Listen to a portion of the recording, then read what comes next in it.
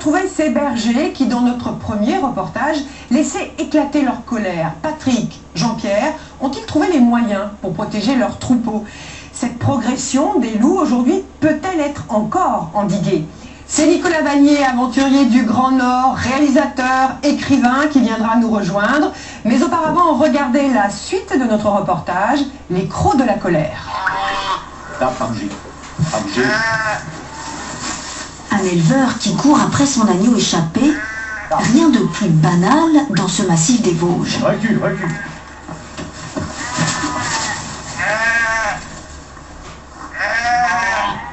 Sauf qu'au bout de la capture, ce matin-là, Patrice Munch trouve une mauvaise surprise.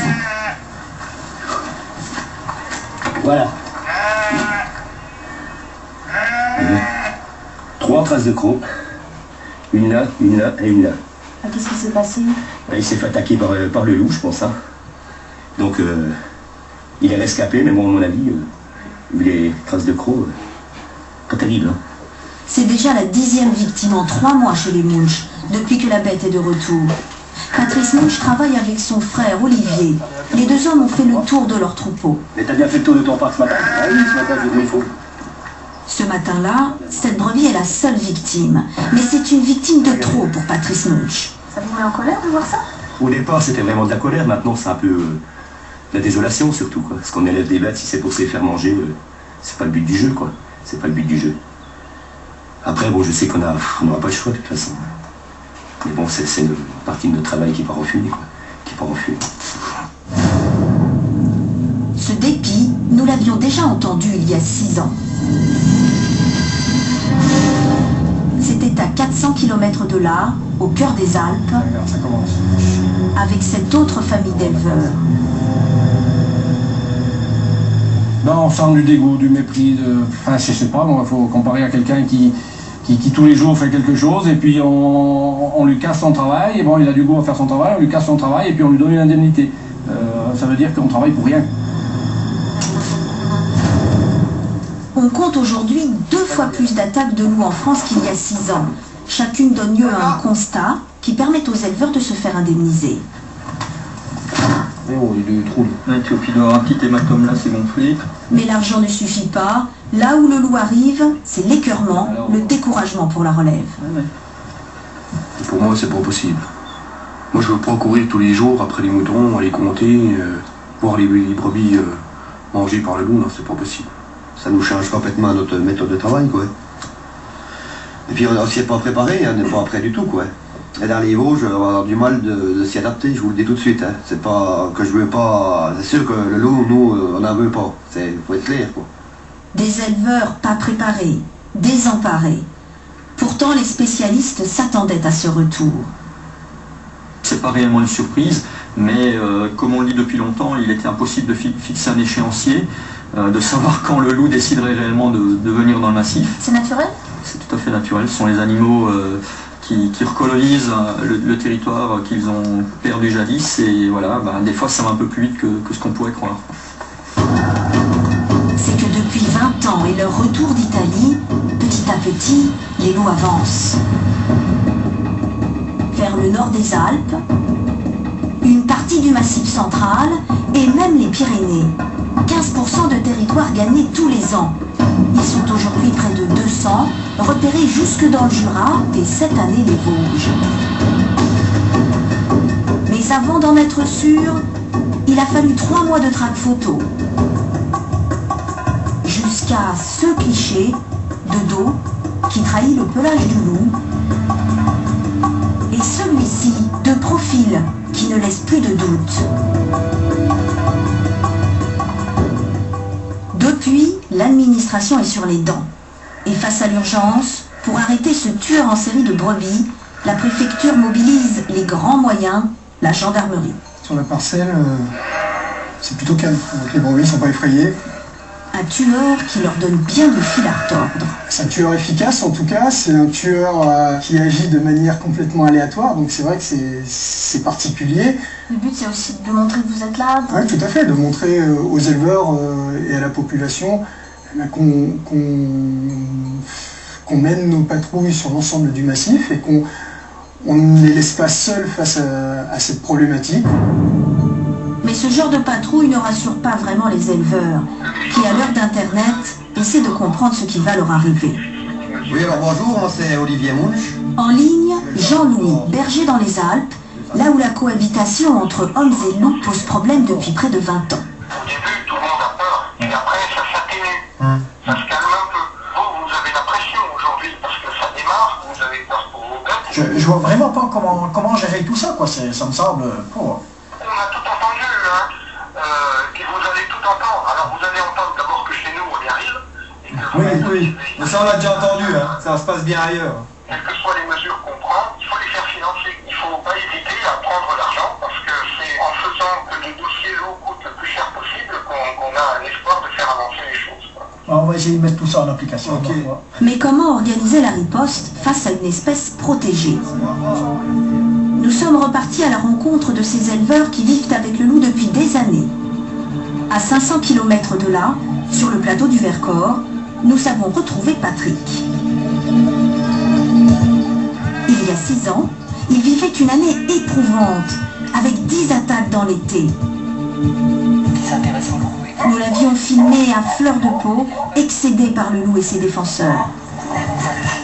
Berger, mon chéri.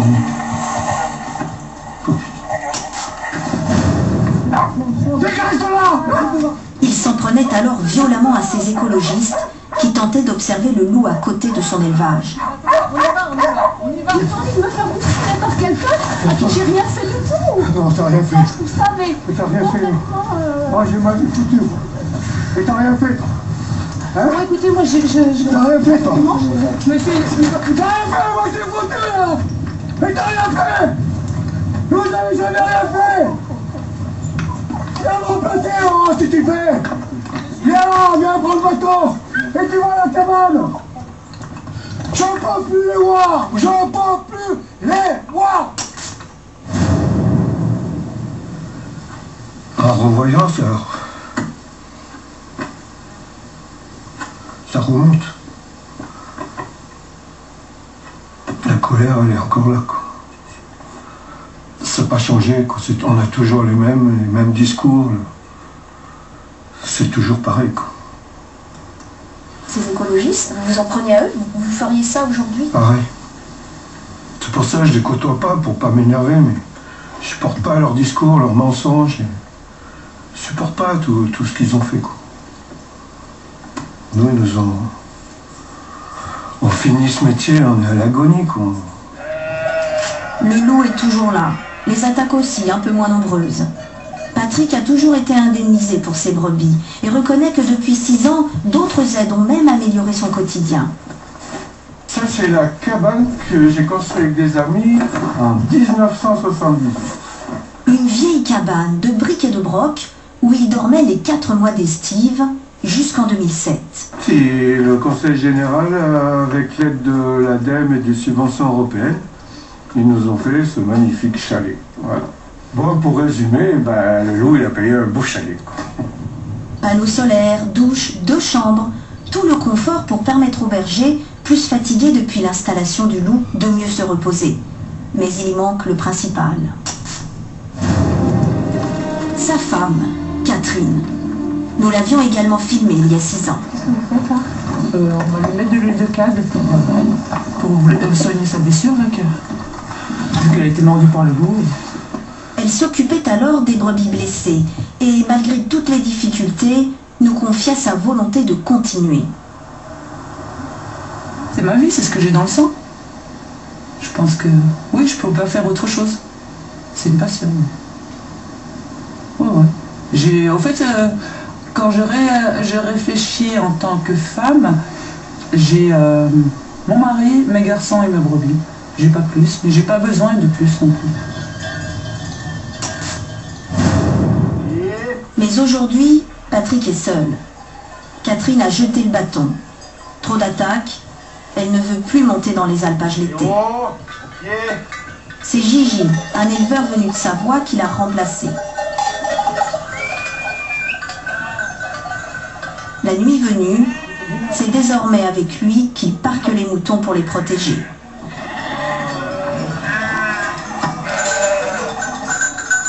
Les soirées de Patrick sont bien différentes. Sa femme dort dans leur maison à 20 km de là.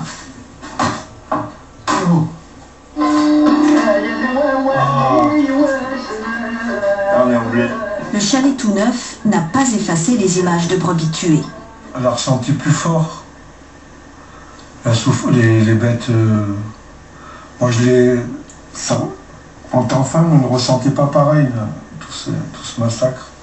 Bon, moi, je me rappellerai toujours quand Catherine m'a appelé, elle pleurait au téléphone, quoi. Elle m'a dit monte parce qu'on pète les plombs, quoi. Patrick, il devenait fou, quoi, les histoires qu'elle a eues. Et je vois qu'au bout de 4 ans que je garde en alternance avec Patrick, je deviens comme lui, quoi. Quand je te remplace, t'es content que je te remplace, c'est vice-versa, hein. Franchement, c'est devenu très très dur. Mentalement, quoi. Et vous, Patrick, vous avez hâte aussi d'arrêter? Oh, bah, je vais pas pleurer, là. Jusqu'à maintenant, je me disais, je vais faire comment pour arrêter? Et là, je dis, je vais faire comment pour finir, quoi. Le loup s'ajoute aux difficultés économiques de cette profession. La moitié des élevages français a disparu en 20 ans. Pour effrayer le loup et se faire indemniser en cas d'attaque, Patrick a été obligé d'acheter 2 chiens de protection. Mais ce qu'il croyait être une solution est devenu un problème. Ces chiens patous qui grandissent au milieu des moutons et les défendent à tout prix ont déjà mordu 2 touristes. Des vacanciers de plus en plus nombreux sur ce plateau. Oh, monte-toi au GR, touriste là, fais gaffe. Patrick va à leur rencontre. Il vient d'être condamné à 7 000 € d'amende, prise en charge pour 7 fois par l'assurance, et se méfie. Ce qui est beau, c'est le mouvement, tu vois, ça fait... Il tient les touristes à distance. Bonjour. Pas eu trop peur? Heureusement que vous avez suivi les consignes. Les consignes, elles sont juste derrière, sur ce panneau qu'elles n'ont pas lu. Rester à distance du troupeau, et des chiens, bien sûr. Puis bon, il n'y avait encore pas la notion du danger sur les patous. Les gens, c'était encore Belle et Sébastien. Oui, mais moi je marche pas beaucoup, ça fait pas 1 an, et je savais pas ce que c'était qu'un patou, je viens de l'apprendre. Oui, donc vous seriez allé voir le troupeau sans... Bah moi je trouve que c'est mignon. T'as vraiment peur qu'un jour il y a un grave accident avec les chiens, quoi. Quelqu'un avec des enfants, qui a un chien, qui prend peur, qui stresse, qui lève sa canne, enfin on peut pas savoir tout ce qui peut. Les accidents, ils arrivent comme ça, hein. Le souci du patou est aussi grand que le souci du loup, pour moi. Depuis la disparition du loup, ces chiens de protection étaient devenus inutiles. Mais en quelques années, 1500 sont revenus dans nos montagnes. Ils mordraient une 40aine de touristes par an. Les éleveurs doivent aussi réapprendre à les dresser. Pour effrayer le loup, Patrick a ses chiens. D'autres vont beaucoup plus loin. Une défense quasi militaire que nous avions filmée il y a 6 ans. Projecteurs, fusils, voilà comment Jean-Pierre gardait son troupeau la nuit, prêt à tirer au mépris de la loi qui protège les loups. Je couche tout habillé, les chaussures, hein, je me les pose 1 fois par jour pour me laver, et je suis habillé 24 heures sur 24, des grosses chaussures de montagne. Voilà comment je travaille, voilà comment un humain il travaille aujourd'hui, à l'an 2000. Hein. 6 ans plus tard, mêmes allures de camp retranché. Même projecteur, même fusil, mais les yeux sont rougis, les traits tirés, le discours usé. Jusque-là, c'est marrant.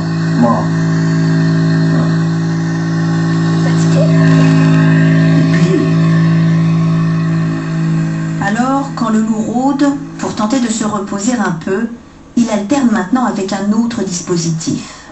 Ce dispositif, le voici. Il s'agit en fait d'un canon effaroucheur.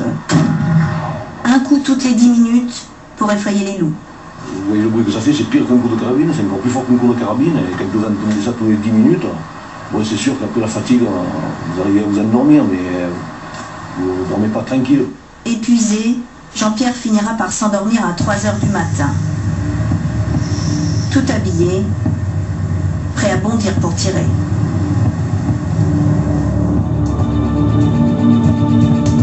Le lendemain, nous comprendront pourquoi Jean-Pierre est sur la défensive. Son troupeau a déjà été attaqué à 3 reprises cet été. La dernière, quelques jours avant notre tournage. 17 brebis tuées, 11 disparues. Ça, c'est 4 brebis de l'attaque qui étaient là, et qui étaient trop blessées. C'est nous qu'on a été obligés de l'achever. C'est de pire en pire, parce que bon, quand on voit ça, là, on ne peut pas le supporter, quoi. Vous supportez de moins en moins? Bon. Qu'est-ce qui pèse, moi, Parce que rien ne s'arrange et le dernier on a laissé pareil. Le problème, c'est les gens qui sont pour le loup, ne comprenant pas ce qu'on fait sur le terrain. Vous avez l'impression de travailler pour rien? On se fout de nous. Pas. À bout de nerfs, il préfère s'isoler. Puis il nous entraîne un peu plus loin. Autour de cette vallée reculée du massif de Beldonne rôdent 2 meutes, qui petit à petit changent leurs habitudes. Il l'a encore observé 2 jours plus tôt. Et jeudi matin, à 8h, entre 8h et 8h30, j'ai vu mes brebis là-haut, il y avait un troupeau de 300 brebis qui couraient dans tous les sens. J'ai pris les jumelles et j'ai vu 2 loups qui étaient en train de poursuivre les brebis à fond de ballons, de partout dans tous les sens. Alors je l'ai lancé encore un peu, j'ai sifflé, j'ai crié, j'ai fait un peu aboyer les chiens. J'arrive pas à l'expliquer pourquoi ils attaquent comme ça de jour. Ça fait la 2e année qu'ils attaquent de plein jour. Très rare il y a 6 ans, la moitié des attaques en France se font aujourd'hui de jour. Des loups de plus en plus visibles qui se rapprochent parfois des villages, ce qui pousse à bout certains. Jusqu'à commettre la faute qui peut mener au tribunal. C'est ce qu'a vécu Franck Michel, un chasseur condamné il y a 1 an à verser plus de 13 000 € pour avoir tué un loup. Un animal protégé depuis 1979 qu'il est strictement interdit d'abattre, sauf dérogation exceptionnelle. C'était au Petit Bornand. Franck est prévenu par des amis que des loups sont à côté du village en pleine journée. Il saisit alors sa carabine et se précipite sur place. Ça s'est passé ici? Oui, c'est ici que j'ai tué le loup. Où ça? Au sommet du petit perrier où il y a l'arbre qui est tout seul au milieu. Vous n'avez pas hésité? Non. Mais c'est un geste qui vous a coûté cher quand même. Ah oui, oui, oui. Le lendemain, c'était impressionnant. On aurait cru que j'avais tué quelqu'un. Il y avait des gendarmes partout. Mais c'était un truc de fou. Dénoncé par des témoins, il a reçu autant de lettres de soutien que de menaces de mort. Malgré tout, il dit ne rien regretter. Il explique son geste par l'étrange ambiance qui régnait dans le village, avec des attaques à répétition de biches à côté des maisons. Franck et sa famille ont tout noté, tout consigné, une revue de presse comme un journal de bord. C'est pas normal de voir une biche dévorée sous son balcon, quoi. C'est aberrant. Et ça crée un climat étrange? Ah bah les gens avaient tellement peur, oui. Les personnes me disaient, hein, ils étaient plus tranquilles du tout. Hein. Une condamnation exemplaire, rare, pour un homme qui n'est pourtant pas le seul à tuer des loups. Dans les montagnes, le braconnage continue, surtout des bergers. Il y a 6 ans, nous avions rencontré l'un de ces braconniers. Il nous exhibait ses trophées. Faut voir tout ce qu'il y a là-haut, en montagne. Regardez ça. Ce braconnier a accepté de nous revoir, mais il s'est débarrassé de ses trophées trop voyants, car entre-temps, la peine qui punit l'abattage d'un loup est passée de 6 mois à 1 an de prison. Quand on tue un loup, pour le faire disparaître, on met dans des trucs comme ça, quelqu'un met 2 ou 3 dessus, et ils disparaissent rapidement, et voilà. Il dit continuer, et pour preuve nous montre ces photos de loups qu'il aurait tués depuis. Une situation hypocrite, dit-il, que tout le monde connaît, mais préfère ne pas voir. Ah, mais c'est sûr qu'ils sont au courant des autorités, non. Les gens, ils savent qu'on est armé, on se promène toute la journée avec la carabine, toute la nuit. Donc c'est bien pour faire quelque chose. Bon, en préfecture, en DDA, ils vont dire, ouais, on sait que vous êtes armé, mais vous dites rien, défendez-vous un peu, mais faut pas tuer les loups, il faut les faire partir. Mais ça te bien que si on est armé avec des carabines, des fusils, quand on tire nous, en tant que berger, C'est pas pour faire du bruit, c'est pour tuer le loup, pour plus qu'il revienne. Alors, tout le monde est au courant, tout le monde est au courant. Selon les autorités, environ 6 loups seraient ainsi tués illégalement chaque année. Comment éviter cette situation et calmer le jeu? Cet été, d'importantes attaques dans le sud des Alpes ont encore ravivé les colères. Il y en a assez. Il faut que ça se termine. Trouver des moyens pour que les loups n'attaquent plus les troupeaux dans nos montagnes. Alors, la ministre de l'écologie est sortie du bois. Elle propose de faciliter l'abattage de loups là où il y a trop de problèmes. Permettre plus facilement aux éleveurs attaqués de se défendre. Abattre officiellement plus de 6 loups dans l'année, comme la loi l'autorise aujourd'hui. Le problème, c'est déjà de réussir à tuer ces loups.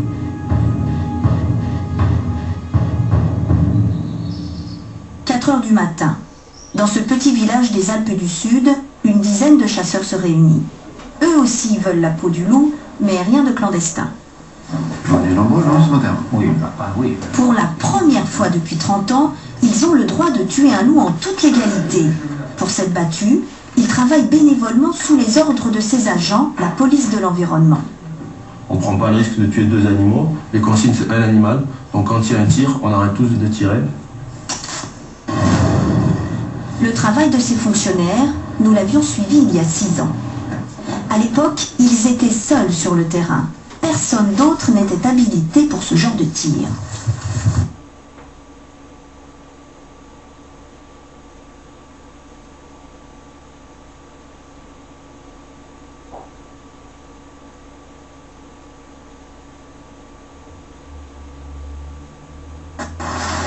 Une omoplate de l'animal qui a été prédaté. Premier indice sérieux. À côté, d'autres fragments. Vous avez vu les morceaux d'os? Ouais, voilà, donc là on a, comme on voit vu la taille, ça se rapproche quand même de la taille de la fémur. Vous voyez ce qu'ils en font, quoi. Quelques mètres plus haut, sur cette route, des traces de griffes. Quelquefois les loups, pour marquer leur présence, marquent le coup, c'est à moi, c'est chez moi. Les loups empruntent très souvent les mêmes routes que nous, c'est plus simple pour eux aussi de s'y déplacer. Et quelques dizaines de mètres plus loin... voilà. Un chamois. Voilà. Quel âge avait ce chamois? Était-il malade? Quel est du coup le rôle du loup dans l'équilibre de la nature? Mal. C'est ce qu'ils cherchent à savoir. Nos loups tels qu'ils agissent en France, on ne les connaît pas. Il y a besoin de savoir. Voilà, il y a besoin de savoir. Hein, on a toujours dit d'ailleurs, quand on veut protéger quelque chose, il faut d'abord connaître, pour après pouvoir dire oui, ça vaut le coup de protéger, ou bon non, c'est un peu moins important, etc. Plutôt que de partir sur des hypothèses, oui, voilà, vérifier. plutôt que de partir sur des hypothèses, et puis de fantasmer aussi, parce que sur le loup, il y a énormément de fantasmes aussi, hein, donc c'est bien de savoir, et sur le loup particulièrement, parce que c'est un animal qui pose tellement, dont on pense qu'il pose tellement de problèmes, qu'il faut savoir. Tinée garde beaucoup de mystères. Seule cette photo a été prise d'elle depuis sa capture. On sait aussi qu'elle a eu 4 petits dont elle s'occupe la journée. Mais la nuit tombée, elle sort avec les autres chassés. Les gardes se postent alors à distance des lieux de passage. À l'aide de cette caméra thermique, ils essaient de les filmer. Mission impossible depuis un mois, mais ce soir-là. Les 4 adultes de la meute sont tous de sortie.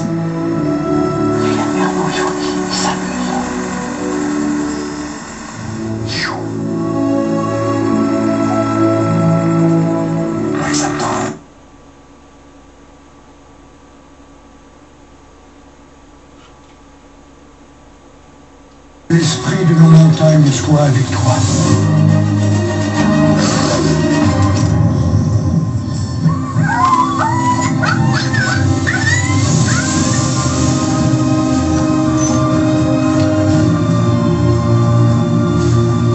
Complètement malade, mon pauvre Sergueï. Et tu vas tout perdre. Qu'est-ce qui t'a pris? J'ai pas pu les tuer. Je n'entends pas que le vent. J'aurais tant voulu changer les choses. On est des éleveurs de rennes. Chacun lutte pour sa survie.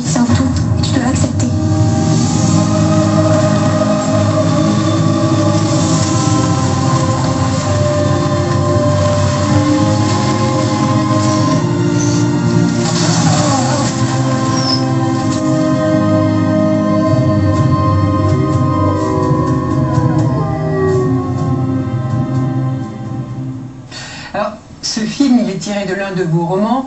On comprend bien que vous êtes un grand amoureux des loups. Vous êtes favorable à ce que l'on tue des loups?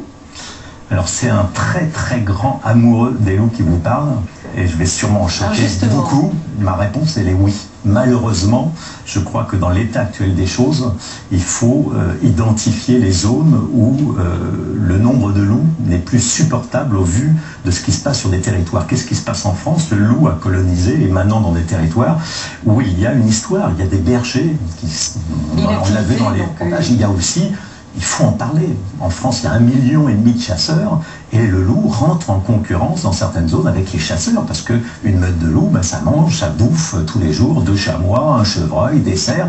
Et donc, ne pas prendre en compte ces considérations-là, finalement, c'est aboutir à quoi? C'est aboutir à ce qui se passe déjà actuellement en France, ce qui s'est passé et ce qui a conduit en France à l'extermination du loup, ce qui se passe en Sibérie, je l'ai vu de mes propres yeux, c'est-à-dire qu'on met de la strychnine qu'on trouve encore partout dans de la viande, et puis tout simplement on extermine les loups. Donc si on ne veut pas arriver à cet extrême, et bien évidemment que je ne veux pas qu'on arrive à cet extrême, parce que je trouve ça fabuleux qu'il y ait des loups dans nos territoires, il faut bien prendre en compte toutes ces problématiques, et effectivement dans certaines zones, malheureusement, en tout cas en ce moment, à court terme, à moyen terme, il faut réguler pour laisser une certaine densité qui soit supportable.